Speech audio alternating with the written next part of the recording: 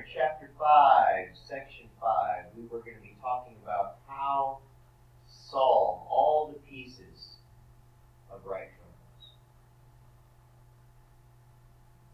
When you say all the pieces of right triangles, we're talking about all the angles and all the sides.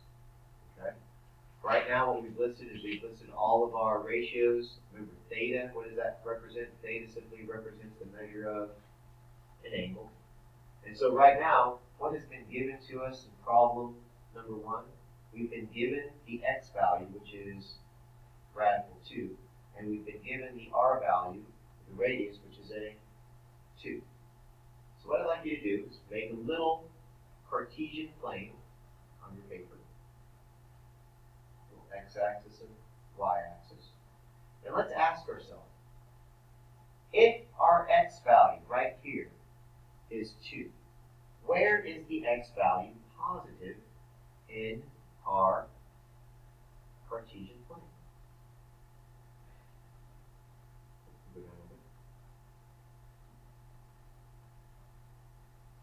Which quadrants is x positive? 1 and 2. We have an x comma y here. It's going to be x comma negative y. So our answer, when it says, over here it says, please solve each equation if x is where? Between 0 degrees and 360, you're going to always have 2 answers. Okay? When you have an angle that's measured here and in quadrant 1 and quadrant 4. Oh, yes. So 1 and 2 would be y. It's 1 and 4 for x. Okay? 1 and 4 for x. So, right now, here's all we have. We have the cosine of the angle that we're looking for is equal to radical 2 over 2. Now, in the calculator, you're not allowed to divide by cosine, all right? But you are allowed to take the inverse of cosine. Now, let me explain to you what the inverse of cosine is. That is basically 1 over cosine and 1 over cosine. All right? Now, when you multiply the inverse, by the way, here's how it's also written right here. Cosine to the negative 1. That's the inverse of cosine. When that happens, these cancel out, and what are you simply left with? X. So I want you to understand, x will equal 1 over cosine times radical 2 over 2. Now you can't type it, you're not going to type in 1 over cosine in the calculator. Here's what you're going to do. You're going to hit the second button and the cosine button in the graphing calculator, and automatically on your screen is going to pop up the cosine of negative 1, the power of negative 1. What does it also automatically open up? It opens up a set of parentheses where you're going to type in your ratio of radical 2 over 2. So I'm going to do that right now in the calculator with you. Go right over here. I'm going to hit second cosine. I'm going to type in second x squared to give me my radical. Type in a 2. Hit the right arrow to close off the radical. Divided by 2. Close parentheses. And enter. And what does that give us? It gives us the measure of the angle.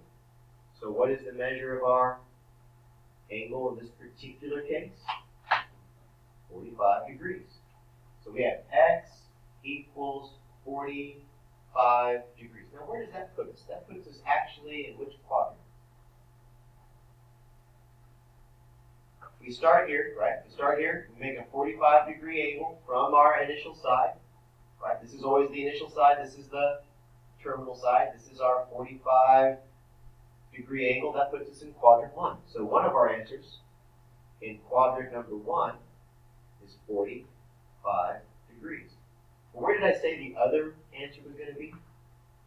So the other answer had to be in quadrant number 4. So we have another answer in quadrant 4. So what if I, from the initial side right here, what if I rotated and went this direction? I know technically, yes, that would be negative 45 degrees because I went clockwise. But let's say I can't have a negative Because what do I say it has to be between? It has to be between what? 0 and 360. So how far would I have to go from here going all the way? That's right. 315. So if you did 360 degrees, right, minus 45, what does that give you? That gives you 315. There you go. There's your two answers. Now there is a way you can check it in your calculator to make sure you did it correctly. Okay? So what I'd like you to do in your calculator with me, I would like you to type in radical 2. Close that. Make sure you close the radical by hitting the right arrow. Divided by 2. And press enter. You guys see the approximate value for the radical 2 over 2? 0.707. Now watch this. Hit cosine. 45 degrees. Press enter. And match. Hit cosine. 315. Enter. And match.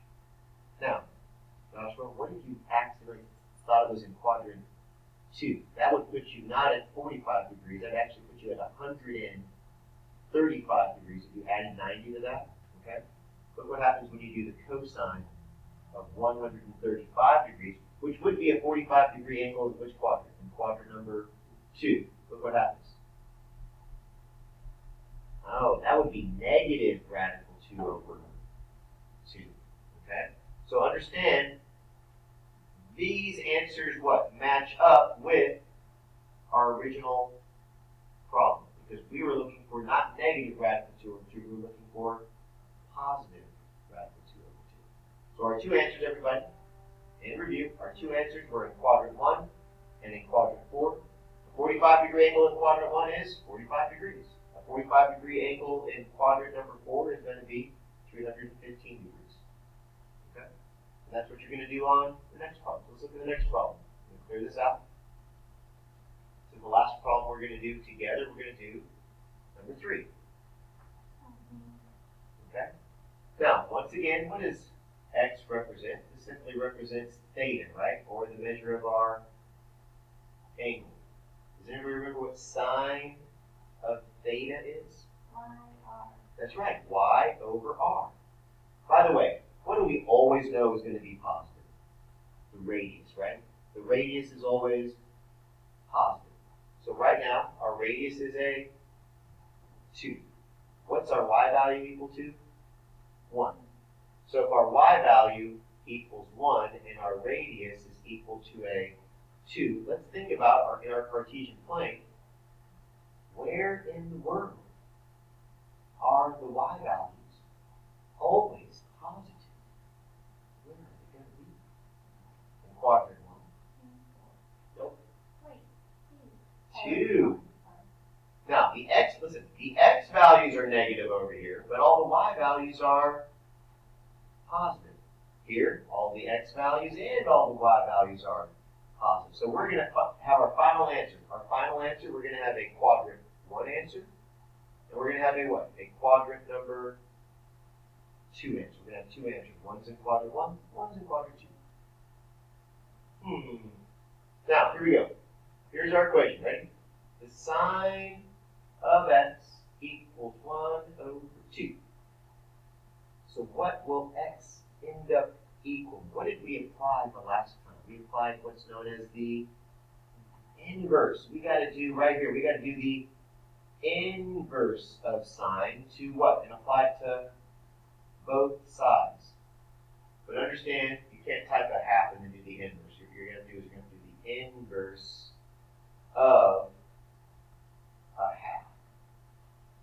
And these will cancel out, and you're simply left with this right here. You always do the inverse in front. Okay? Here we go. Second, sine. See how it opens up the parentheses? And what fraction we can put in there? 1 divided by 2. Now this will only work if your calculator is in which mode? Degree mode. So make sure your calculator is in degree mode. And you press enter. And what do you get? 30. Alright, so let's look what this answer would be. We're at 30 degrees. So x equals 30 degrees. Now, which quadrant would that be in, Adam? That's quadrant 1. So we're going to put 30 degrees in quadrant 1. Make sure you guys know what a 30-degree angle approximately looks like. Ready? So a 30-degree angle is going to be somewhere right in there. Where's our other angle need to be? It's got to be in where? Quadrant 2. So, by the way, quadrant 2, your 30-degree angle is going to look something like that. So right here, everybody, here's 30 degrees, and we got to figure out how far does it go all the way over if this reference angle right here is 30 degrees. Yeah, but you're right. It would have to go 150 because 150 and 30 add up to what? They add up to 180. So if you're in quadrant 2, what are you going to do? You're going to do 180 degrees minus whatever you get for theta, also known as x in this particular case. All right? So if your reference angle is in quadrant 2, do 180 minus x, and your other angle is 150 degrees. So how many answers are you going to get? 2. Are they always going to be quadrant 1 and quadrant 2, or quadrant 1 and quadrant 4? No, they could be. Depends on what it is, whether it's sine, whether it's cosine, whether it's tangent. So go ahead and try to do the last one on your own.